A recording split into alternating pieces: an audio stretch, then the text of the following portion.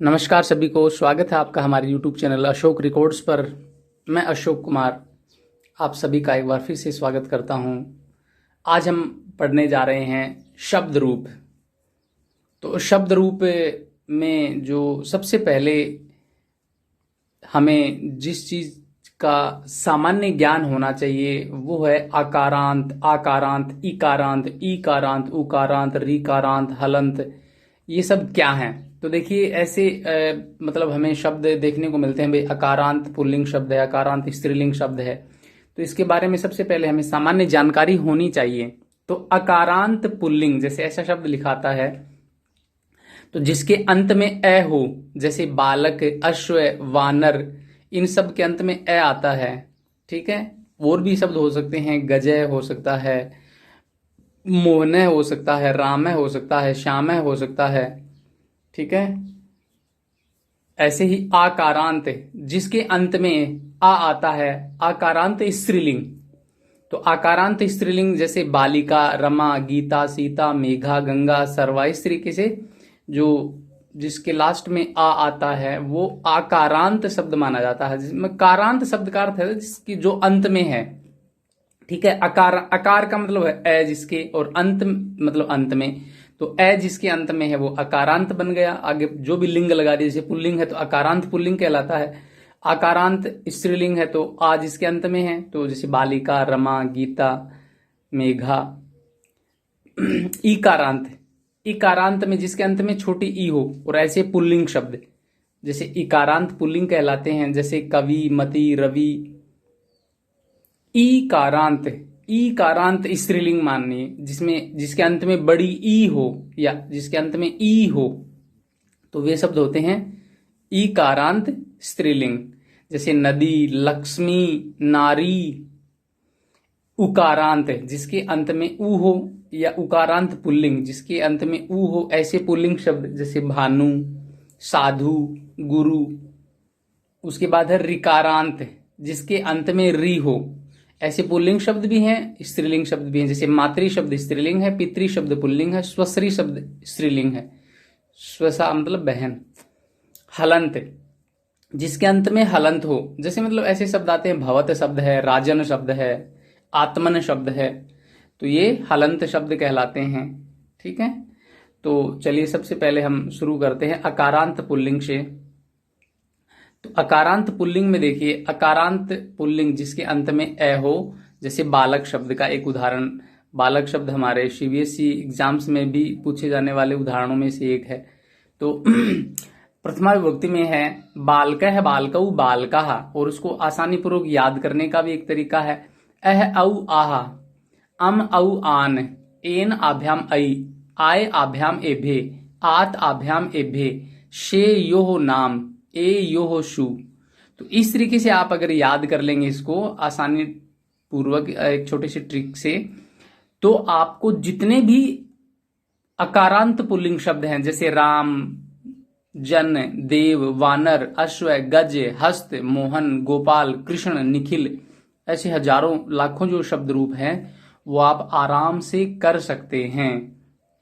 तो एक बार मेरे साथ आप भी बोलने का प्रयास करें ताकि आपको और जल्दी याद हो जाएगा। बालकः, बालकऊ, बालकाः, बालकम, बालकऊ, बालकान, बालकेन, बालकाभ्याम, बालकैः, बालकाय, बालकाभ्याम, बालकेभ्यः, बालकात, बालकाभ्याम, बालकेभ्यः, बालकस्य, बालकयोः, बालकानां, बालके, बालकयोः, बालकेषु, हे बालक, हे बालकऊ, हे बालकाः।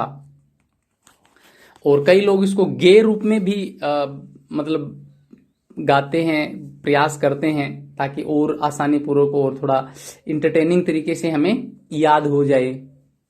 जैसे लोग गाते हैं बालकः, बालकऊ, बालकाः प्रथमा, बालकम, बालकऊ, बालकान् द्वितीया, बालकेन, बालकाभ्याम, बालकैः तृतीया, बालकाय, बालकाभ्याम, बालकेभ्यः चतुर्थी, बालकात, बालकाभ्याम, बालकेभ्यः पंचमी, बालकस्य, बालकयोः, बालकानां षष्ठी, बालके बालकयोः बालकेषु सप्तमी।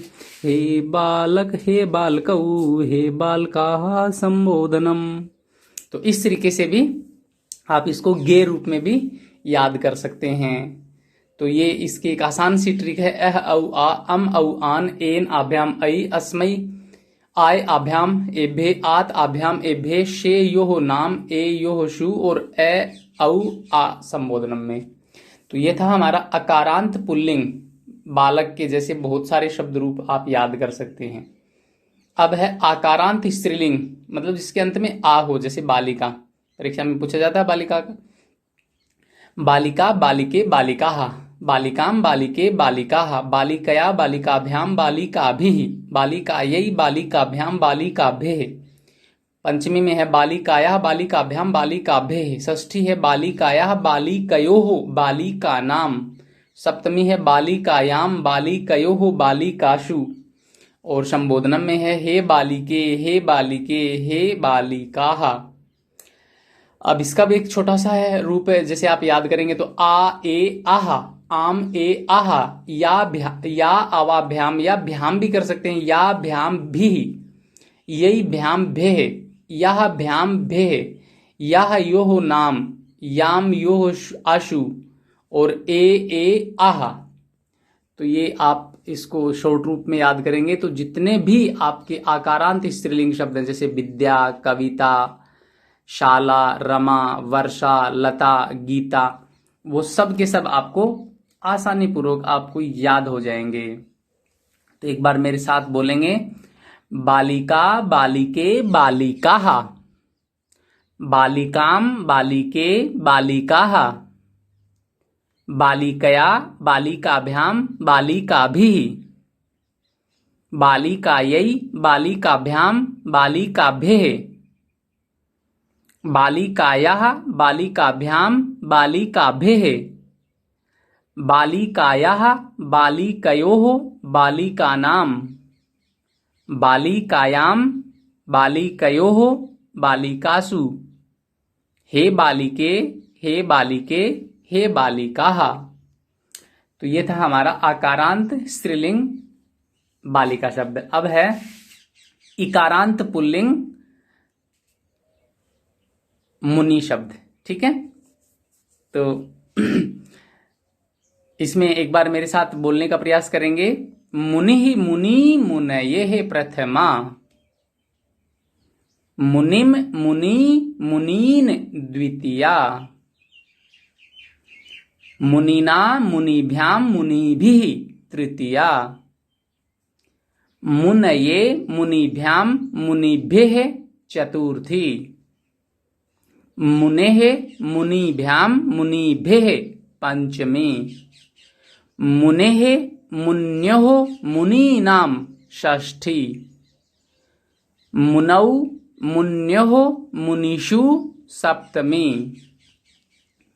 हे मुने हे मुनि हे मुनये संबोधनम। तो इसको देखो, इसके अंत में ई आती है मुनि शब्द में, पुल्लिंग शब्द है। जैसे इसको कैसे याद करेंगे, ई अये है, इम ईन, ना भ्याम भी यही भ्याम भे यह भ्याम भे एह योह नाम औ योह शु ए ई अये। तो जो संबोधनम है वो प्रथमा का एक वचन है, उसको छोड़ करके प्रथमा का द्विवचन बहुवचन वो तो सेम होता है, और संबोधन का एक वचन होता है, उसमें आपको क्या करना है, जब ई है वो ए में चेंज हो जाता है, अगर आ की मात्रा है तो भी ए में चेंज हो जाता है वो। ठीक है, तो ये था इसका एक आसान सा रूप। इसी के जैसे कौन कौन से रूप चलते हैं देखो, मुनि की तरह कवि, रवि, गति, मति, बुद्धि, नीति, भूमि। ठीक है, तो ये एक बार फास्टली मैं आपको फिर से बोल के बताता हूं। मुनि मुनि मुनये मुनि मुनि मुनीन मुनिना मुनिभ्याम मुनिभि मुनये मुनिभ्याम मुनिभे मुनेः मुनिभ्याम मुनिभे मुनेः मुन्योः मुनीनाम मुनौ मुन्योः मुनिषु हे मुने हे मुनि हे मुनये।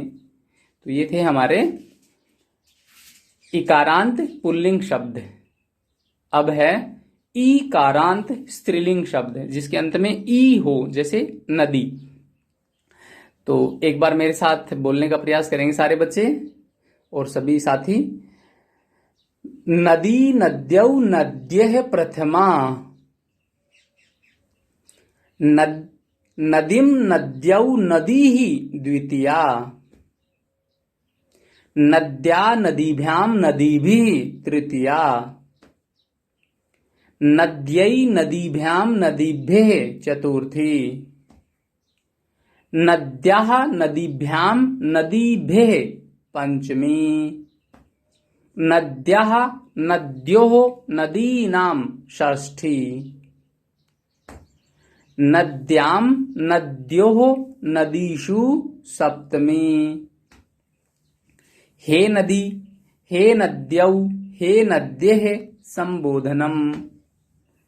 तो ये थी इकारांत। अब इसके देखो एक आसान से जो आपके लिए तैयार किए गए हैं वो है ई औ ये है, इम औ इह, या भ्याम भी, यई भ्याम भेह, यह भ्याम भेह, एह योह नाम, याम योह शु, और ई औ ये है। तो ये इस तरीके से हमारे ईकारांत स्त्रीलिंग के शब्द हैं। इसके जैसे और भी रूप चलते हैं।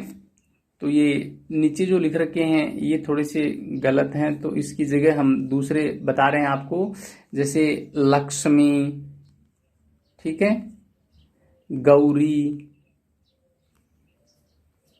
नारी, ठीक है। तो ये जितने भी शब्द रूप हैं ये नदी की तरह ही चलते हैं, ये शब्द रूप इनके।